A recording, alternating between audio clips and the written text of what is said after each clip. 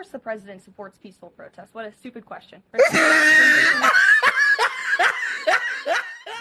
Karoline Leavitt, the BS Barbie, hates stupid questions. Let's see how she handles this stupid question from Jasmine Wright. Protests on Saturday would be met with force.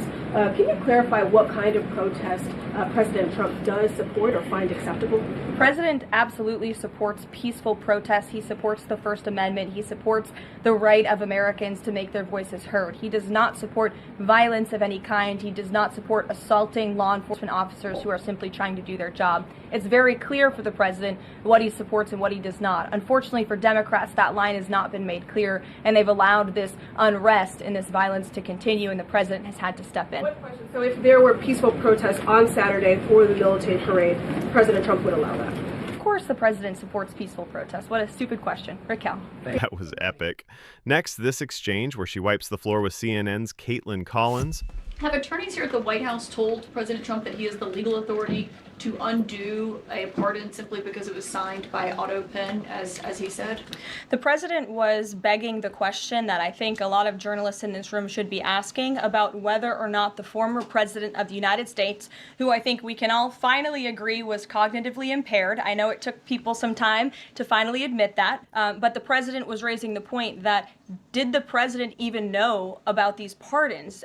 Was his legal signature used without his consent or knowledge? And that's not just the president or me raising those questions, Caitlyn. According to the New York Post, there are Biden officials from the previous White House who raised those questions and wondered if the president was even consulted about his legally binding signature being signed onto documents. And so I think it's a question that everybody in this room should be looking into, because certainly that would propose perhaps criminal or illegal behavior if staff members were signing the President of the United States autograph without his consent. Biden is on the record talking about issuing preemptive pardons to these people. But was he aware of his signature being used on every single pardon? That's a question you should ask the Biden White House. Is there any evidence on that he wasn't aware of it? You're a reporter. You should find out.